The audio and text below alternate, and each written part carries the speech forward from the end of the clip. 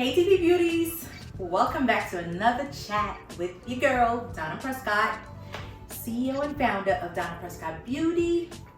We're based in the Crown Heights area of Brooklyn. We've been in business for the past 13 years. Guys, I want to say welcome to my new subscribers. You guys are getting me so excited, okay? Because I've been getting some new subscribers every week with every video that I drop, and I'm so excited about it. I love you guys, and thank you for following. Thank you for joining the DP Beauty family, and for the ones that's been on board from day one. Thank you, thank you, thank you, thank you. This week, we're gonna get into a chat about the job that taught me the most. So, if you guys didn't know, I am a salon owner. I'm also a licensed cosmetologist in New York. Prior to me owning my business, I actually worked with 3 hairstylists, okay? So we're gonna just talk a little bit about like everything that I learned in each of those jobs, but I'm gonna tell you guys and break it down which job taught me the most. Let's get into this chat. The first salon I started at was at the age of 18. So I moved to America. I was born in St. Lucia, and I moved to America when I was 16. I became a teen mom at 18, and that's the same year I graduated high school, and of course I needed a job, right? So I got my first gig in my aunt's salon. She was opening her first business. Well, I think that's the only business she ever had, but she was a first-time business owner then. She was opening up a salon, and she gave me a job. I was her apprentice. That was my introduction to the salon vibe, and I loved it because in that salon, it was like my start to learning so much about salon. In that salon, I feel like I got the most, not the most. I feel like what I got the most in that salon was more around like hair techniques. So my aunt was very strong at doing sewing services, and that became my thing as well. Starting there, I knew nothing about working in a salon. I knew nothing about doing any type of hair.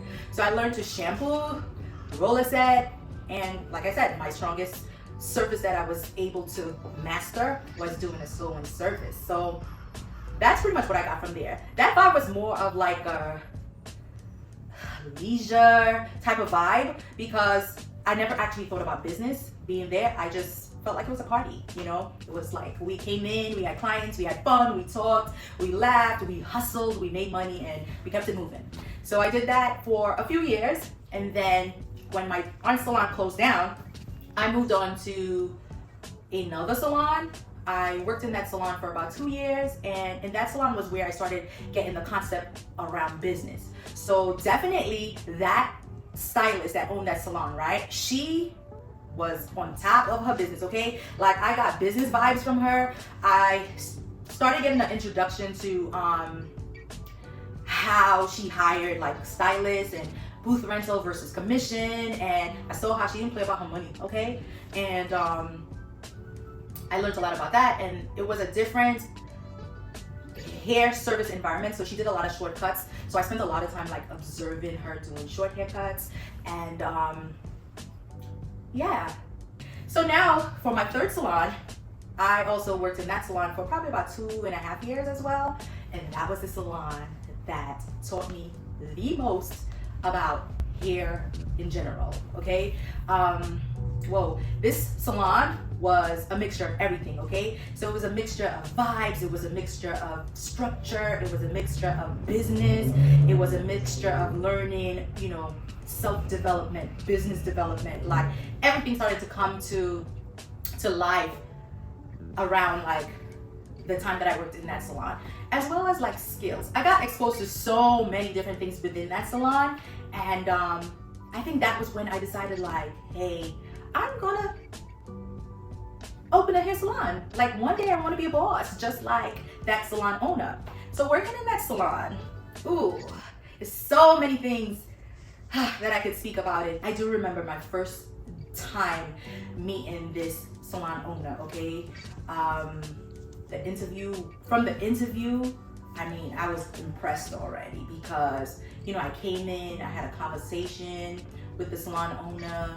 We sat down, it was like a whole breakdown, and I was given like a vision of what this business was about and where it was going, and, you know, the goals and whatnot. So I was like, wow. And, you know, it was great to be exposed to just a different level of that. So while I was working in that salon, it was the first place where I got exposed to like trade shows. So that salon owner introduced me to hair shows and took me to my first hair show, actually paid for the whole extravaganza. I remember it was out in Virginia when they did the hair show in Virginia.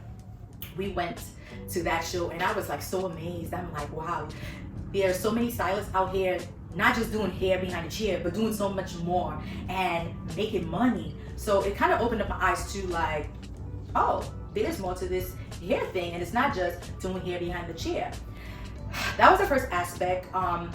While working in that salon also, I quickly saw that this stylist was very popular, was very skilled, was very influential, and I admired all those things about that stylist. I just looked up to that stylist and I was like,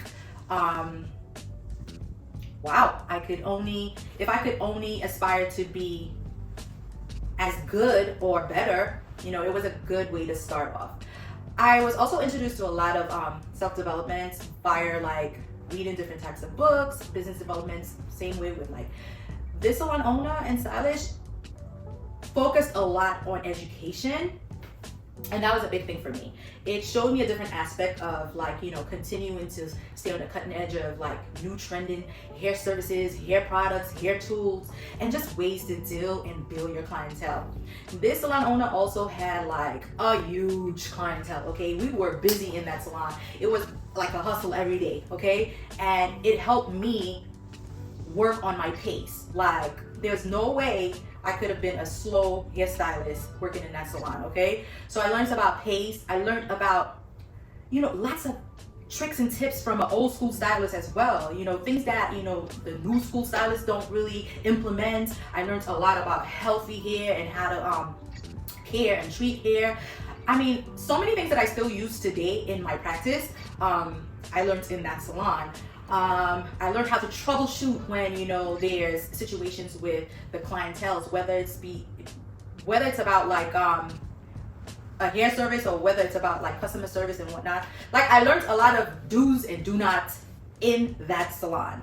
It overall was I wouldn't say it was like a bad experience. I really enjoyed myself there. I always put myself in a position of like, what could you learn, you know? And I keep my eye on the goal of like, this is what I'm trying to learn, this is where I'm trying to go. So if this is my stepping stone, I am going to respect your business, show up, and do what I gotta do. So all of those parts came together for me and shaped the hairstylist that I am and salon owner that I am today, just because of all those aspects that I got within that salon.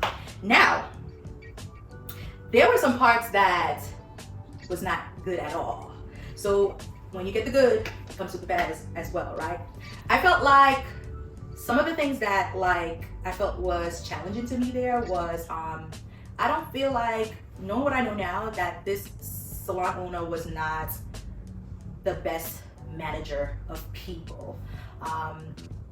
This owner lacked, you know, tools and skills of how to manage, and those were some of the areas that I realized that I had to like do better or learn better ways of doing, because sometimes I felt like I was treated very poorly, and sometimes the treatment was unfair, even to the point of me feeling like, wow, like I don't actually feel like staff here. I felt like a traitor at that job, like based off of some of the treatments that I got. And then there was another thing that it came a time where I felt like I couldn't grow beyond the point that I was. And I really thought I was going to be there way longer than I actually stayed there. But when I realized I couldn't grow, like it became a cap of where and how much I could do and how much I could grow. I do remember I was hired as an apprentice, and that's what I did. I came in, I did what I had to do. I had a specific title and duty, and that's what I followed. And then after learning more and growing more, I made a proposal to that owner about me doing like extra services, me finding my own clients and doing extra services. I don't even have to we could do a commission based kind of thing, but outside the hours of my regular hours for that owner. And it was met with a big fat no. So I think I was at the point where I realized there was no more growth for me there and I had to move on. But I think I tapped on every little aspects. I am going to start going into some story times of different little things that happened within that time frame. But overall, I gave you a rundown of the 3 salons that I worked in and everything that I learned in each. And I told you which one that taught me the most. So I am also very grateful for that journey. I did learn a lot. I learned so much. And I'm usually always happy no matter where I'm at. So it wasn't a bad experience. It taught me some things about myself as well. I'm not gonna lie. And it made me realize these are the things that you need to work on as well, Donna, because it's not always about someone else, it's about you too. Sometimes you gotta look at yourself. So I'm good with that. So thanks for joining me this week on this chat.